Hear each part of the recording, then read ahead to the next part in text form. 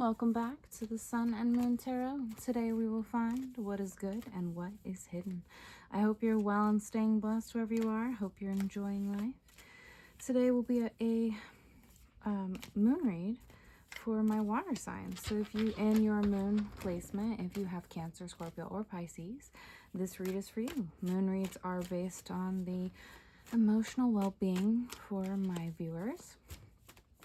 As your moon does, as your moon sign does dictate your emotional well-being and your emotional realm in general. We're going to use the Rider-Waite Tarot deck. If you're interested, please like, share, subscribe. It helps my channel grow. If you'd like to book with me, email me or check out my Patreon. That it will be in the description box below. Again, my water sign moon read. Okay, so we will do 2 rows. The first row will be your current energy to recent past. The second will be your future. The bottom of the deck will hold the overall energy for this read, and we will grab one clarifier at the very end of the read. Alrighty, my beautiful water signs. I have a water moon, so I'm in this group as well. Let's go ahead and get into it today. First card being the Hierophant, Major Arcana. Beautiful card. Ooh, the 7 of Swords.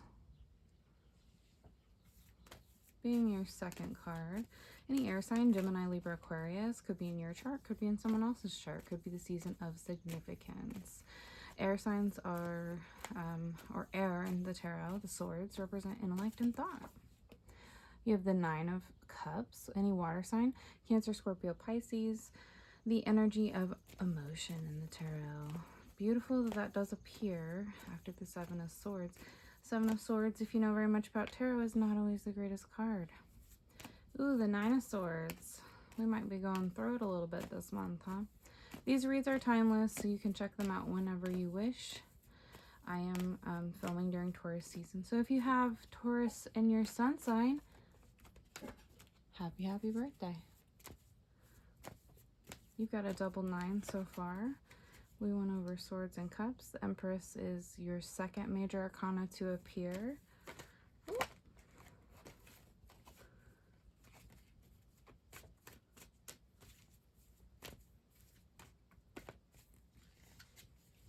Ooh, we've got some fire here. The 6 of Wands, being any fire sign, Sagittarius, Leo, Aries, energy of creative passion. Water, air, and fire, major arcana appearing at the bottom of the deck. You do have the King of Fire, King of Wands. Everything looks like it's in frame, so we're good to continue. The moon in my planner is supposed to hit tomorrow. We're supposed to have that meteor shower in the lunar eclipse. However, it looks quite full tonight, so I'm wondering if my planner lied to me. Beautiful moon if you're able to check it out. Or, well, I guess this will be posted after, so I hope you get to check it out tonight. Alrighty. Water signs, King of Wands represents the King of Fire, big picture, leader, overcoming challenges. This is the overall energy for both rows, so it's very interesting that it appears. You're overcoming something major, and you're becoming a leader in your own right. Okay, so that's pretty cool. The Hierophant, beautiful card. It does represent tradition, legacy, society, and organized religion. So some sort of society could be treating you in a way that seems tactical, tricky, deceptive, or strategic with the 7 of Swords. You're overcoming something in a major way that has to do with this energy, right? Deception, trickery, tactics, and strategy. Society of some sort, organized religion, tradition sometimes, or it could be a legacy that you're kind of working with that Hierophant, really moving forward. You could be strategizing about in regards to a I really want to say society, not organized religion, but it could be some for it. It's going to depend. You could be becoming a leader of a organized religion. You could be becoming just kind of like understanding more knowledgeable about how people are tactical when it comes to tradition or some form of legacy, right? Excuse me. Finally, on your first row for your recent past current energy, you have the Nine of Cups. Satisfaction, luxury, emotional stability.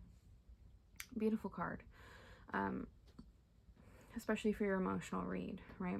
So you are overcoming whatever this is. You're catching it. You're seeing that.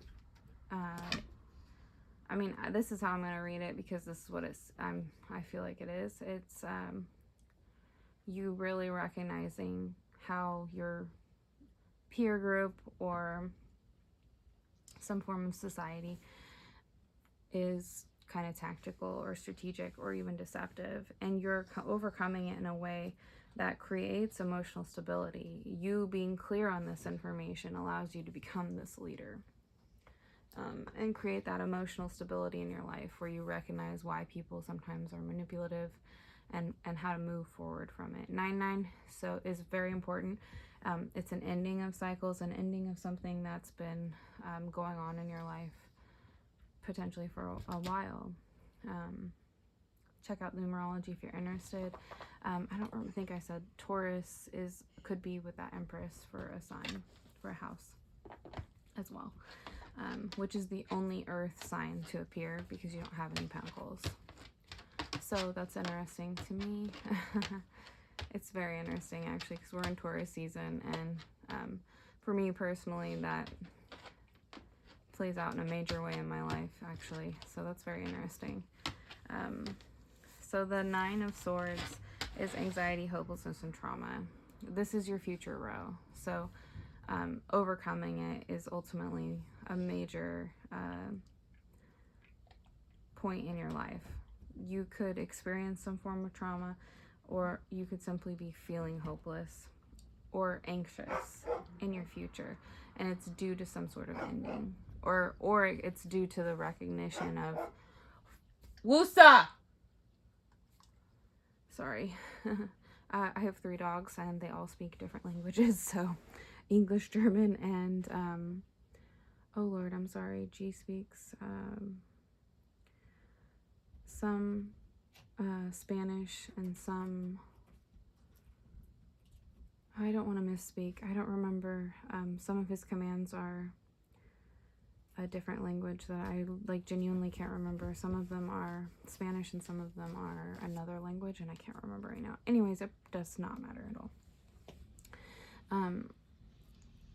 Yeah, so moving forward with this, overcoming some sort of anxiety in your future, and you do overcome it, to be clear. The Empress is a beautiful card. She's the queen of all queens. She represents divine feminine energy. She works with all 4 elements. She's a major player or a major character in the tarot. She represents beauty, fertility, nurturing, luxury, and creativity. That divine feminine energy. Again, gender does not play a matter with the characters in the tarot. It's just that it's that representation of divine feminine.